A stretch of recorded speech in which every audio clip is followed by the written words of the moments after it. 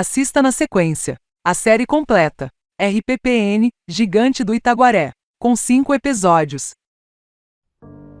Eu sempre fui o guardião desta floresta abençoada, de todas as árvores, rios, animais e homens que aqui viviam.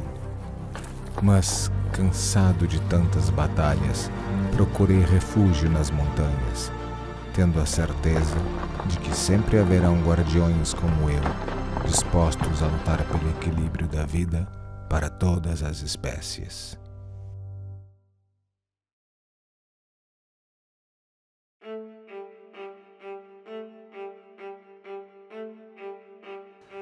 A RPPN é a Reserva Particular do Patrimônio Natural. São áreas privadas destinadas à conservação da natureza. A área tem 487 hectares de Mata Atlântica, 100% destinados à conservação. Ela sai de 1.200 metros de altitude e vai até 2.315 metros de altitude no pico do Itaguaré.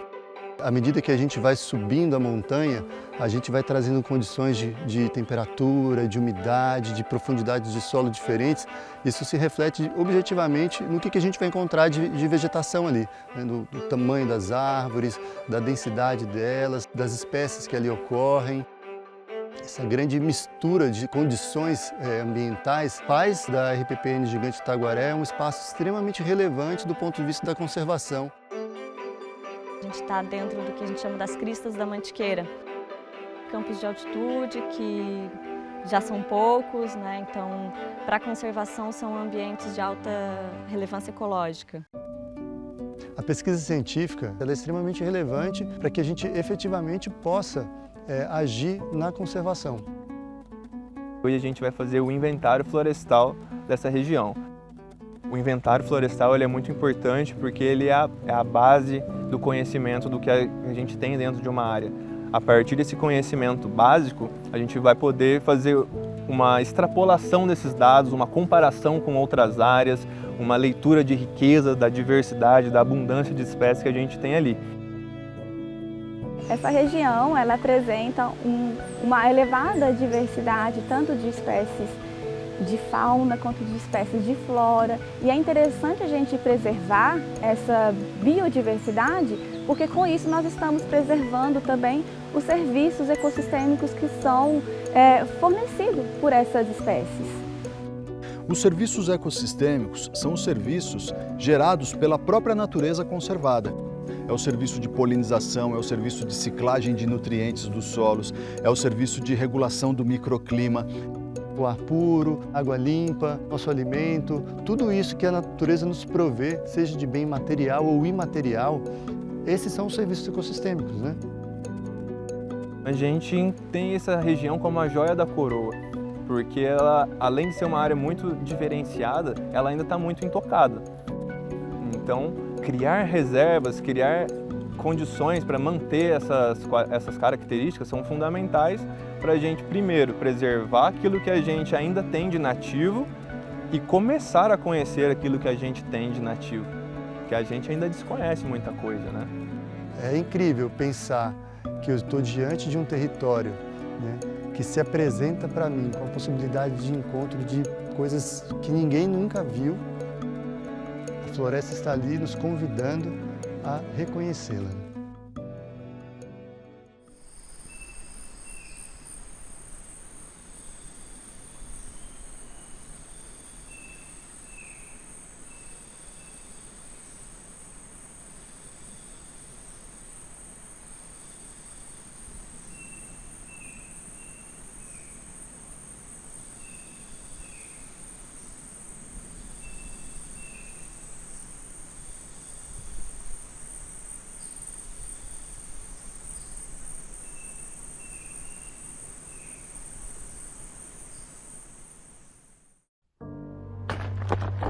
Nesta floresta de rara beleza, vivem animais raros.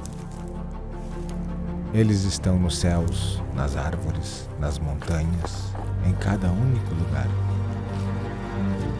Sem nada esperar, eles apenas precisam continuar suas vidas, renovando a floresta e mantendo o equilíbrio necessário entre todas as espécies.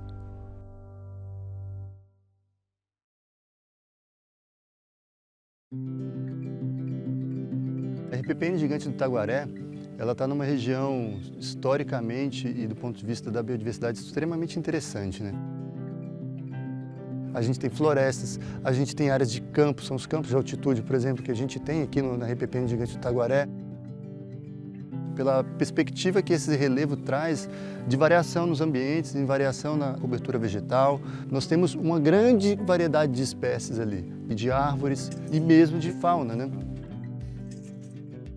É interessante a gente pensar, né, que num território desse a gente pode encontrar espécies típicas da Mata Atlântica, como, por exemplo, muriqui, e nas partes mais altas com registros de lobo-guará. Detectamos vestígios de porcos do mato, de onça-parda, visualizamos várias aves como surucuás, jacutingas, tucanos.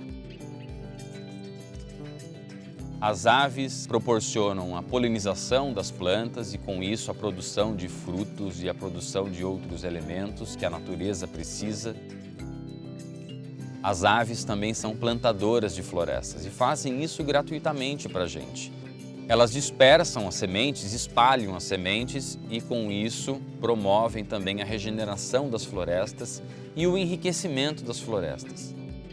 É extremamente importante que a gente consiga pensar a conservação como algo viável, né? Que a gente coloque o ser humano dentro desse plano e que a gente preveja a sua interação nas suas várias formas possíveis, porque nós somos parte disso efetivamente, né? Nós somos bicho, né? Nós somos fruto da evolução das espécies, né? A atividade de observação de aves ela pode ser realizada em qualquer lugar, dentro da cidade, numa praça, em um parque, na zona rural. E aqui a gente está numa região da Mantiqueira, onde a diversidade de aves é de cerca de 400 espécies, como o jacu-gaçu, os tuins, os arapaçus, os pica-paus e uma série de outras aves que traz um potencial gigantesco para o desenvolvimento do turismo local. O mais importante quando a gente vai passarinhar é o contato com a natureza, né? É a reconexão que a gente faz com ela. E por meio da observação de aves, a gente consegue mover as pessoas, ampliar os olhares e trazer o olhar das pessoas para a conservação da natureza.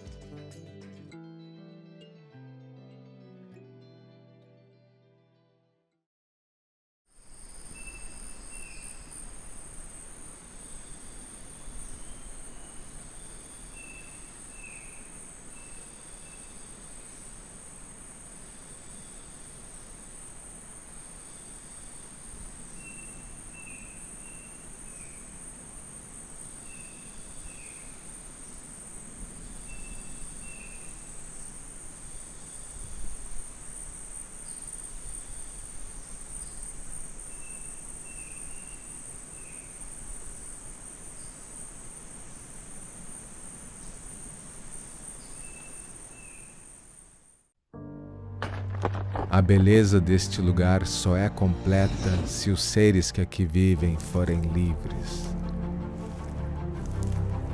Um pássaro cruzando o céu é o símbolo de força e independência para muitos povos. É preciso manter e respeitar essa liberdade para que a floresta possa perpetuar o seu equilíbrio e a sua grandeza.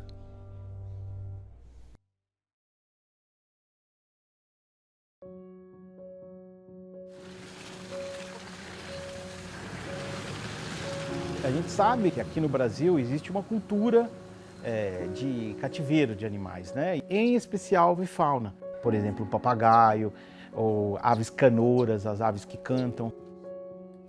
A caça é uma questão muito séria, ela vai além de uma questão cultural. O tráfico de animais, ele consome milhões de indivíduos de determinadas espécies. Então, através da nossa boa vontade, da nossa caridade, a gente pode estar efetivamente sufocando e matando aquela espécie silvestre. Que é exatamente o caso do papagaio, ele virou um objeto de consumo. Mesmo que o animal seja encontrado no cativeiro, a gente sabe que se ele conseguiu sobreviver, muitos outros morreram dentro daquele processo cruel de retirada e a venda ilegal dos animais. Então, o animal em cativeiro é o ato vivo da representação de muitas mortes. E essa matemática é muito cruel.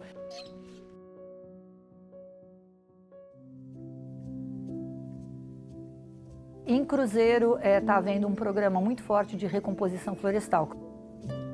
Então, aos poucos, está havendo uma inversão, ou seja, a fauna está voltando a colonizar essas áreas do município em Cruzeiro. Nós cadastramos a reserva junto ao IBAMA para que ela receba animais provenientes do tráfico, dos maus tratos, e a gente usa essa área como uma área de soltura para devolver a liberdade a esses animais. Estrategicamente, algumas propriedades são cadastradas como áreas de soltura, que nós no IBAMA chamamos de ASAs, áreas de soltura de animais silvestres, e nessas propriedades a gente faz preferencialmente a soltura desses animais. Hoje o que nós estamos fazendo é o final do processo, que se iniciou com a fiscalização, tratamento conosco, e agora a gente vai fazer a devolução desse animal para a natureza. Hoje, para a soltura, nós temos dois tipos de aves. Nós temos um grupo de papagaiozinhos pequenininhos, chamado periquito rico, muito lindo, muito colorido. E tem um outro grupo de aves que é muito cobiçado pela sua cor. Então, tem bentivi de penacho, tem tiê-sangue, tiê-preto, que são aves muito capturadas pela sua beleza. O fato da gente estar fazendo a soltura desses animais hoje é muito emblemático, no sentido de demonstrar o quanto ainda eles são traficados, mas o quanto eles podem, de fato, ser novamente reintegrados ao ambiente natural. Existe um canal de diálogo muito claro para que a gente faça com a sociedade, porque eles querem se conectar com a natureza. A gente precisa encontrar um caminho de conectar aquelas pessoas com a natureza de uma forma diferente do que o aprisionamento da fauna.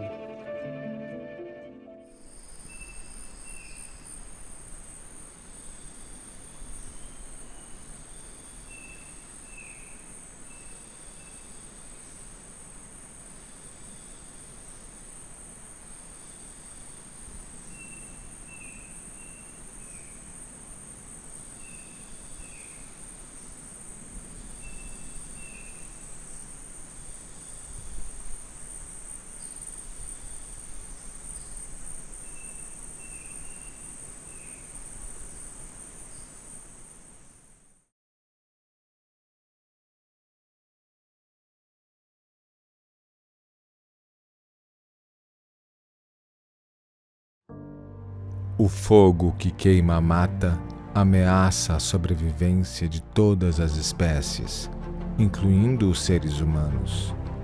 Enquanto eu estiver aqui, guardarei a floresta e suas riquezas. Mas é preciso a atenção de todos para que juntos possamos preservar a harmonia e o equilíbrio que nos cerca.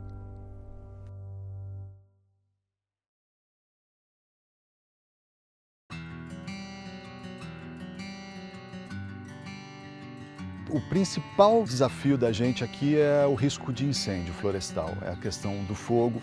A gente tem um fluxo turístico grande nas cristas da Serra da Mantiqueira, de uma forma geral, e muitas vezes esse turismo ele não acontece de uma maneira saudável para a montanha.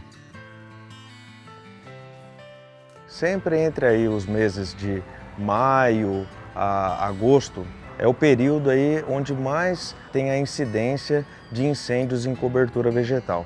Em especial aqui na região do Vale do Paraíba, onde nós temos as maiores montanhas aqui do estado de São Paulo, eu posso dizer para você que desde 2016 esses grandes incêndios eles estão ficando mais frequentes.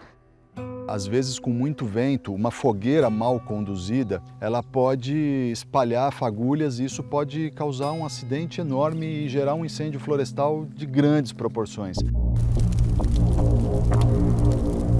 A maioria desses incêndios, infelizmente, eles são provocados por ação humana.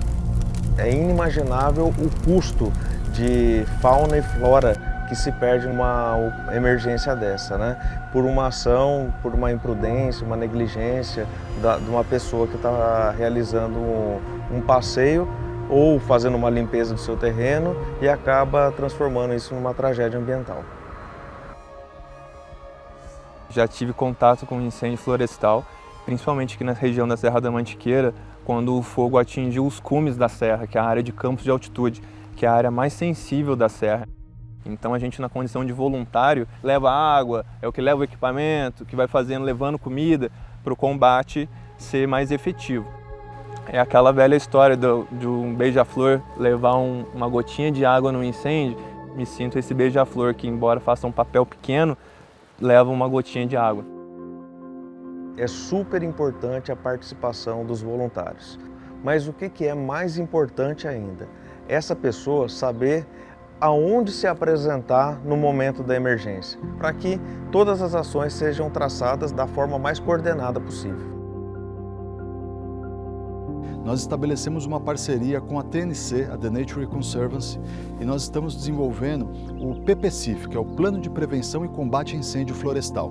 A gente faz uma análise que investiga a rede hidrográfica, a declividade, a direção dos ventos, a orientação das encostas. E além disso, a gente faz uma análise de uso do solo, pensando em cobertura vegetal, porque tudo isso tem influência sobre a intensidade do fogo. A ideia é um plano estruturado onde a gente identifica os vetores de ameaça, os vetores de risco, dimensiona isso tudo, e a ideia é que a gente use esse documento como um modelo, uma referência para outras propriedades aqui do entorno da região, para que a gente crie um cinturão de prevenção e combate a incêndio florestal aqui no Alto do Brejetuba e bairros vizinhos. Olha, a mensagem principal aí é que todos têm uma consciência ambiental, né? Vai cuidar do seu terreno, faça a sua limpeza sem colocar fogo, né? A pessoa vai fazer um passeio na montanha, não faça fogueira. Então tome muito cuidado com as suas atitudes. É gostoso ir passear nesses locais, é maravilhoso, né? Mas a partir de uma ação imprudente, acaba estragando ali o meio ambiente e o passeio de todo mundo.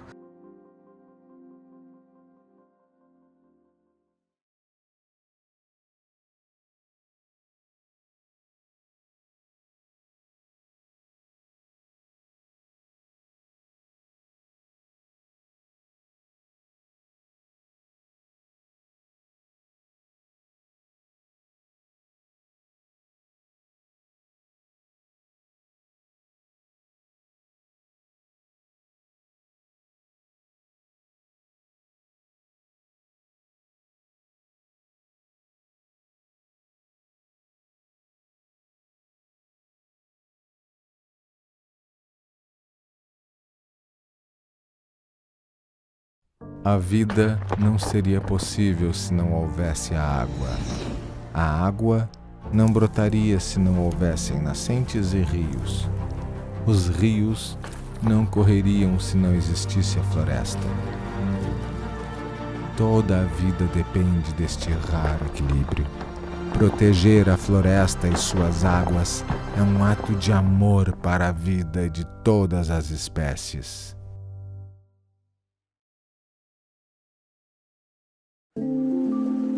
Uma das maravilhas que a Serra da Mantiqueira tem, além das montanhas, são as águas, né? Afinal, a Mantiqueira é a serra que chora.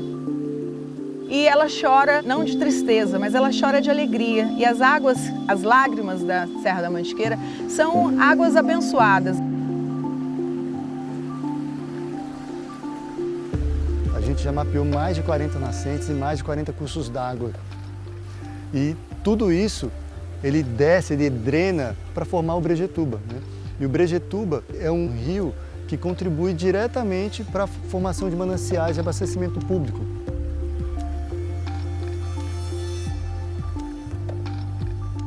A Mantiqueira é a caixa d'água do Rio Paraíba. E hoje os dois grandes centros, o Rio de Janeiro é totalmente dependente da água do Rio do Paraíba e já há alguns anos, boa parte de São Paulo, um bom período do ano também. A maioria das nascentes de toda a biodiversidade estão dentro de propriedades rurais. Mesmo estando dentro de uma propriedade rural, a água é um bem público. E essas nascentes que tem das RPPNs, dentro de outras unidades de conservação, é de suma importância para manter esse curso hídrico nesse momento no qual nós estamos passando por uma escassez hídrica na região sudeste. Estou trabalhando aqui há 22 anos.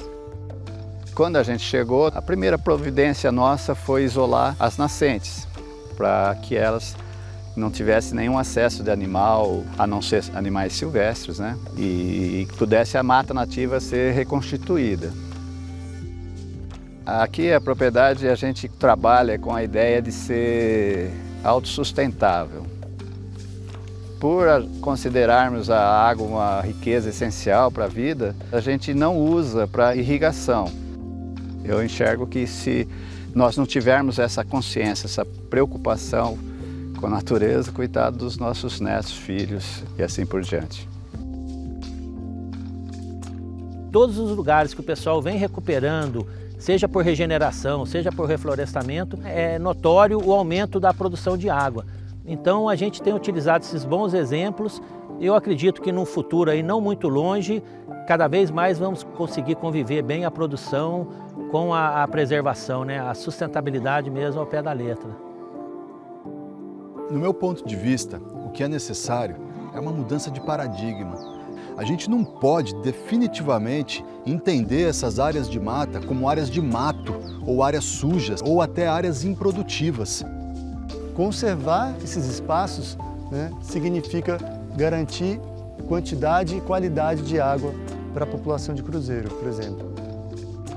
A gente entende que o valor da conservação reside na proteção desses ativos ambientais que gera benefícios para toda a coletividade, não só aqui no entorno, mas de modo geral e até global. O meu convite é que todo proprietário de uma área verde, ele enxergue essa área como uma reserva de ativos ambientais e que outros proprietários que ainda não criaram reservas naturais nos seus espaços possam entender isso como um modelo efetivo de conservação para que a gente aumente o número de áreas protegidas aqui no Brasil.